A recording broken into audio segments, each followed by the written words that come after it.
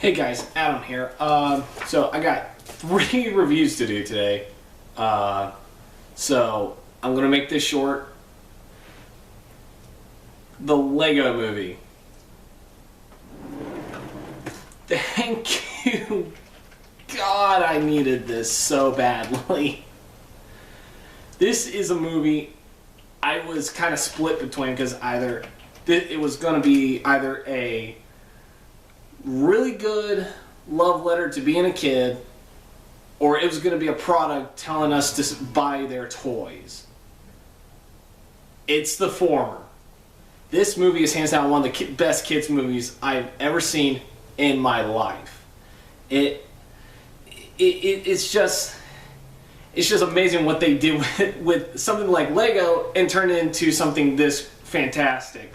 And I got notes here, so I'll try not to ramble on, but I also don't want to spoil anything because it's that good.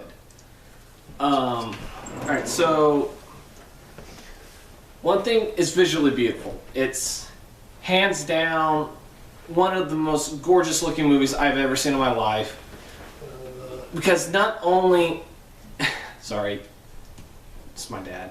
Anyway, because not only do they put in like CGI, which I thought the entire movie was going to be, they actually the majority of it is actually stop motion. They actually use Legos for this movie. I'm happy. I'm really happy about that. It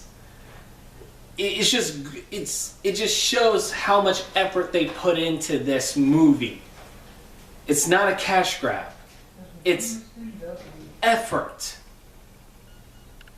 For once. Let's see. Alright, there's another thing that I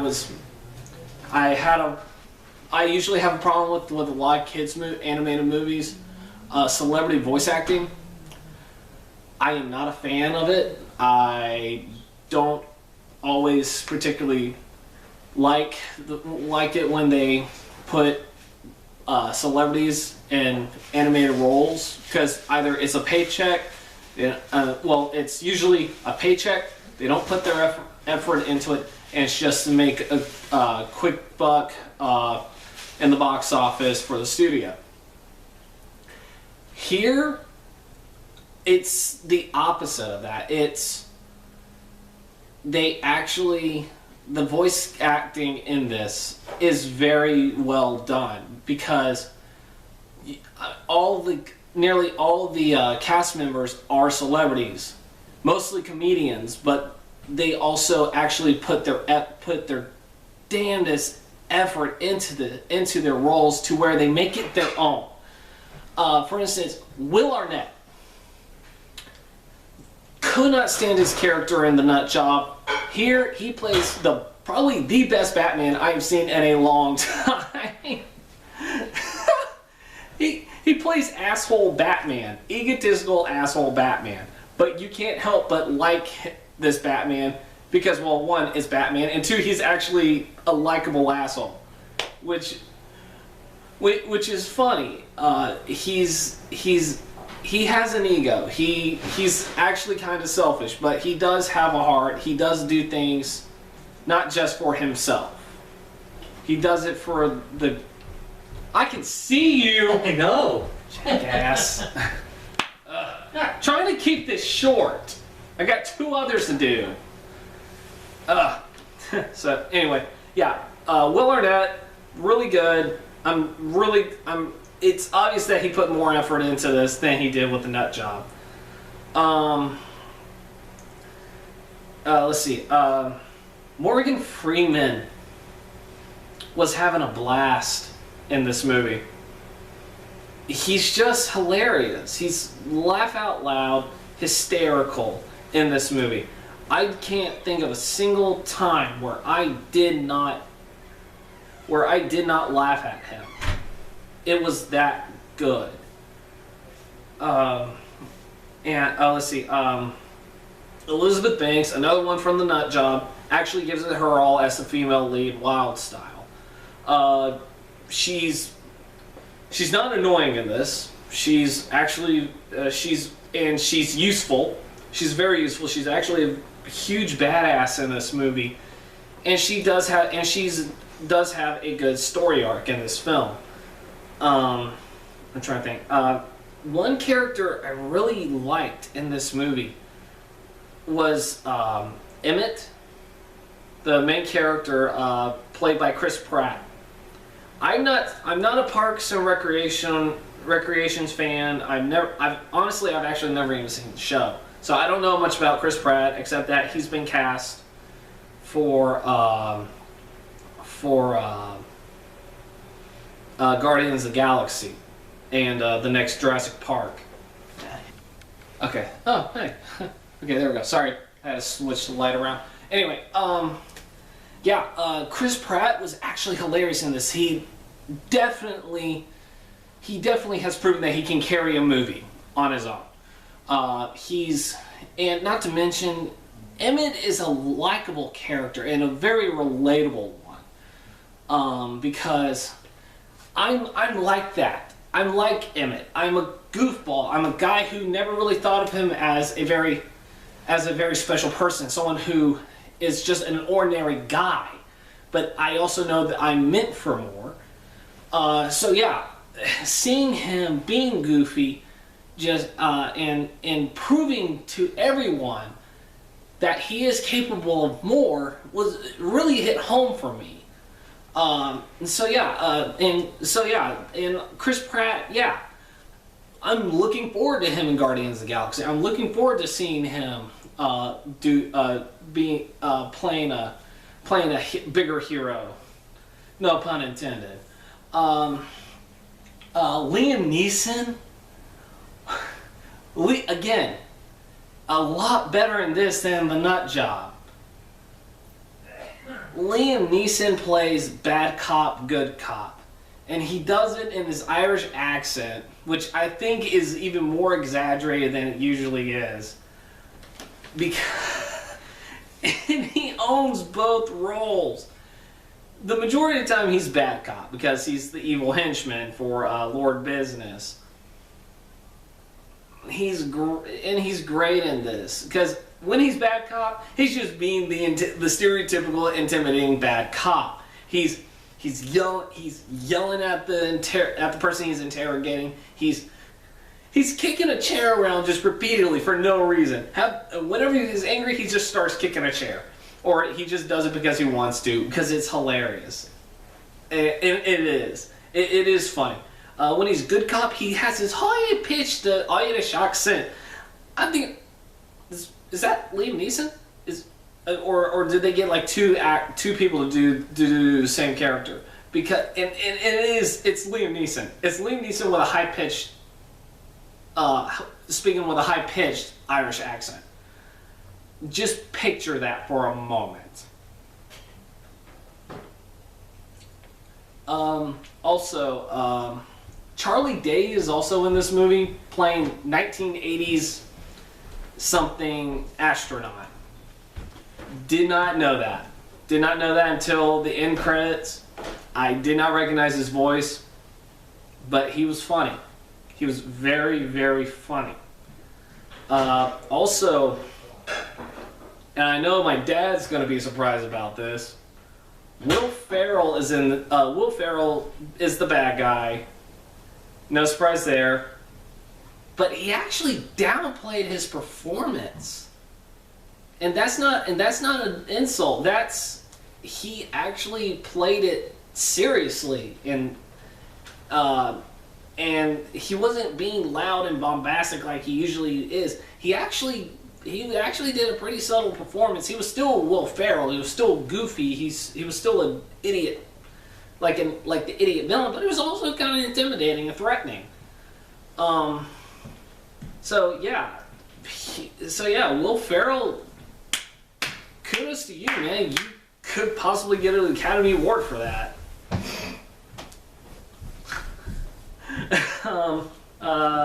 But I'm gonna try and not spoil everything. Likable characters. Yeah, all of them likable, all of them enjoyable, all of them very funny. I would like to see more characters brought to life. But yeah, there wasn't. The message in this movie was very well done. It wasn't. They talked about it a lot, but it wasn't beating you over the head with it. It was actually very nice. It was very well balanced. It basically, like I said about Emmett, it's basically saying that anyone is special. Basically Mr. Rogers. Now that I think about it, it's a Mr. Rogers message. But it works here because not only that, but and the other message is just be a kid. Be a kid. And that's what this is. It's a love letter to it's a love letter to your childhood. It's a love letter to Legos. And it just says, and it's a love letter to one's imagination. It's very well, and I am like that. I have a huge imagination. I have a very active imagination, and it's like, and there's a part in the movie where like Lord Business has taken over the Lego world. I mean, this isn't really a spoiler, but I'll keep it to a minimum. He tries to control everybody by having them follow the instructions. Now, this has brought a very interesting point that I have now realized, that I have noticed while growing up, is that there are two kinds of Lego users. There are the ones who follow the instructions, like Will Ferrell's character, Lord Business. And then there are like the ones who just want to build things, like Morgan Freeman and Wild Style. They're called the Master Builders, and all the Master Builders are like the licensed Legos, like the noticeable face Legos. They even created some for this movie, like William Shakespeare and Abraham Lincoln. Abraham Lincoln is a Master Builder. It was great. And what the Master Builders are they just basically want to build whatever they want, and when they build things, it's awesome. They just come up with some of the most imaginative stuff ever, and it's great because I'm like that. Now, there was a time where I would try to follow the instructions, but then once I get done building it, I leave it on the shelf for at least 2 or 3 days, and then my desire to take it apart and build something different kicks in. So I'm a little bit of both, really, but I'm leaning towards more of a master builder than anything, because I do love to build things. I do like to use my hands to create things. And so yeah, again, message was really good. Hit home for me. The humor in this was great. Again, I don't want to spoil anything. I really don't even want to spoil any of the jokes for you, because if I do, then I just kind of ruin the experience for everybody. Because it's funny. This is a funny movie. I said it's not only one of the best kids movies, it's one of the best comedies I've seen. It's laugh out loud. I just continue to laugh until my sides hurt. It's that funny, and it's not pandering to children. It's not giving us cheap puns. There are a couple of puns, but it's not stupid. They're not stupid puns. And the jokes are just and the jokes, while not trying to be attempting at adult humor and coming off as childish, it does. The jokes do connect with adults as well.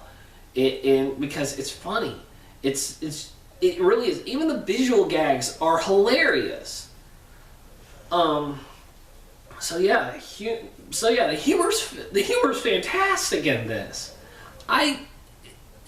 It looked funny from the get-go, but I mean, I didn't think it was going to be as funny as it was. I mean, I'll tell you one thing. I'll tell you probably one of the funniest things in this movie. I will go ahead, because you've probably seen the trailer, is when Lord Business attacks the Master Builders, and Batman just goes, "Quick, to the Batmobile," and they blow it up and goes, "Dang!"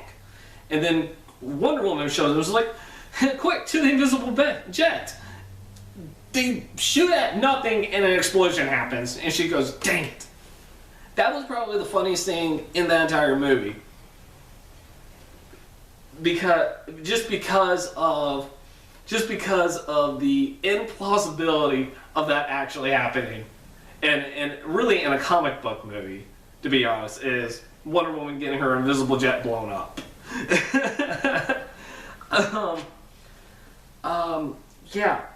And I know I'm going to go into small, minor spoilers here, but there is a twist at the end of this movie, towards the end of this movie. I'm not going to ruin it for you, because if I do, I'm just going to... And then there's no point in you seeing this movie.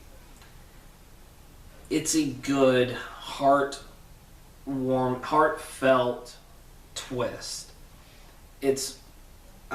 They kind of let you know, kind of reveal it at the beginning of the movie, but you're asking yourself how this is gonna work if they actually do that. They pulled it off very well, and it does parallel with the rest of the movie. And it nearly made me cry.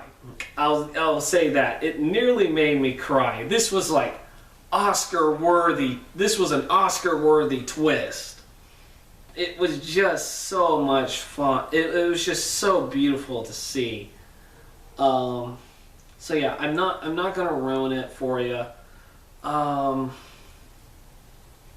right. And one more positive I gotta say about this: the theme song.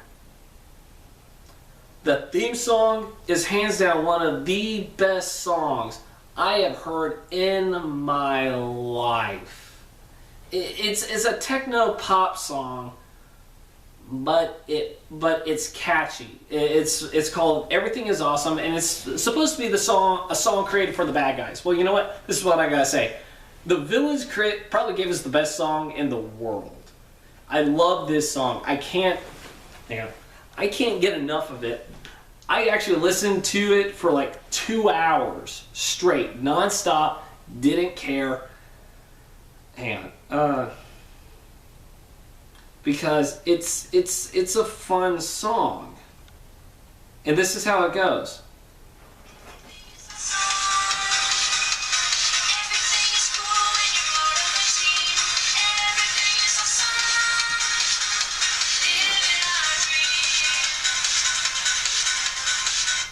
But yeah, and there's more to it. So, but yeah, but it's so much fun. They even make a joke about the song. They make a joke about it, and it's excellent. It's an excellent joke because after that, I downloaded this song and I did the same thing.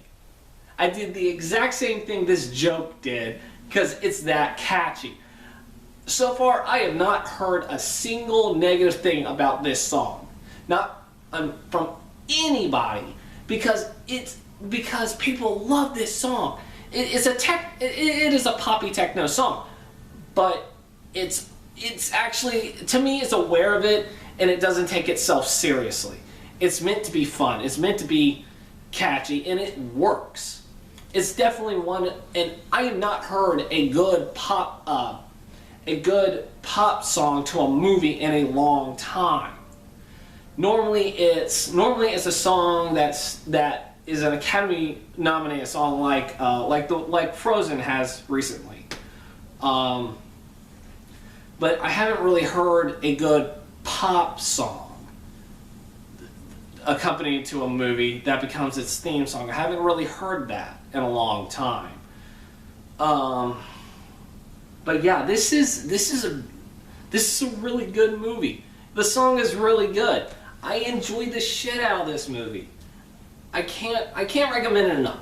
But yeah, if there's one negative, the third act actually kind of drags. But again, I'm going into a positive now, for good reason. It kind of drags, but not so much to where you want to just say get on with it. It drags it just enough to where you're continuing to be invested in it, while it also takes its time to give you a proper climax, a proper ending. And so yeah, the third act does drag, but it's fine. It didn't make me bored. It didn't do anything. I was actually somewhat invested in it, even though I knew it was taking a little longer than it needed to be. But yeah, the Lego Movie, just hands down a great film. If anything, this is a movie you can take your kid to and enjoy as well. This isn't the nut job. This isn't where you take your kid and have them run around the theater and talk throughout the whole damn thing because you don't want to be a parent. This is a movie that you can take your kid, sit down, be quiet, and enjoy yourself. And the only time you ever make a sound is when you're laughing, which is a lot. This movie is hands down one of the best things I have seen out this year so far. And I got like 10 more months to go. So yeah, Lego Movie. What's the score? A 9 out of 10. That's the score. This movie is hands down the best kids movie. No, the best comedy I have seen in at least the last 5 years. And I've seen plenty, but this is definitely one of the best, if not the best. Alright, trailers. Unfortunately, I did not put them on my phone, so I don't remember all of them, but I'll give you what I can remember. Which is actually 2 of them I can remember. Oh no, I'm sorry, 3 of them. I actually got 3. First one is Amazing Spider-Man 2, of course. Kids go nuts over Spider-Man. Spider-Man is probably the most kid-friendly superhero out there. And of course, I'm looking forward to it. I really am. This is a reboot franchise I like. Of course, I also like Batman Begins. I like Man of Steel. I'm not gonna lie, it's flawed, and hopefully they don't screw it up with Man of Steel 2. I'm not calling it Batman versus Superman. I'm just not. But hopefully they don't screw it up. But yeah, Amazing Spider-Man was a risky movie.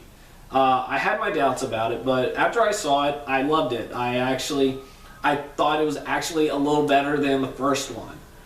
It was a hell of a lot better than the third one, that's for sure.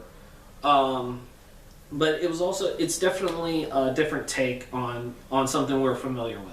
Spider-Man 2, hopefully it doesn't fall under, because of the amount of villains it has, hopefully it doesn't fall into the Spider-Man 3 curse, where too many villains just ruins everything. Hopefully they do balance it out a little better than they did the last time.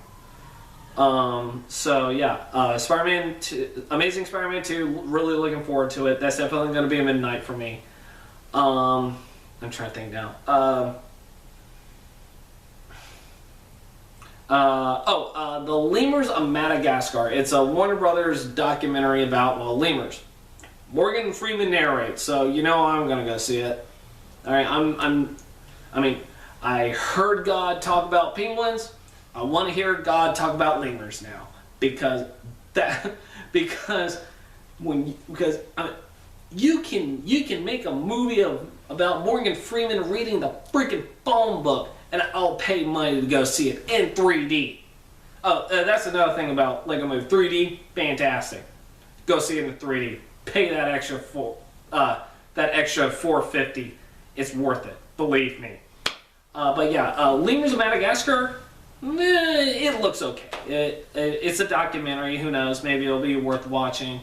It looks like every other animal nature documentary that I've seen trailers to. And huge animal rights activist. I'm not PETA or anything like that. But I don't want to see animals go extinct. I really don't. But yeah, so seeing lemurs, who knows? Maybe. Now to the one I really am not looking forward to. One I don't even think needed a movie. Planes, Fire and Rescue. You heard me right, people. There is a Planes sequel to a movie that's not even a year old. I don't even know how this movie warranted a friggin' sequel. I don't even think it made that. I don't even remember it making that much money at all. Or even making it to the #1 spot on the box office. I mean, I know critically it was panned, but that never really stopped the movie from getting a sequel anyway. But I don't think it made that much money. And here this one just looks stupid. The main character, the Dane Cook character from the first one is back, but this time he's no longer a race plane, he's a rescue plane. He dumps I guess fire extinguisher, whatever, on wildfires in the forest. They're actually throwing in California wildfires into this movie. That's what this is. And it's just, I'm not a Cars fan. First one was alright. Second one blew. I have no interest in seeing planes because it just looks stupid, and I've been told it is. I'm not looking forward to Planes, Fire and Rescue. It just looks so goddamn stupid. But yeah, that's it for me on this review. I'll be back in a little bit for RoboCop. I'll have that review up in a little bit. So yeah, until probably 30 minutes from now, I'll see you next time. Until then,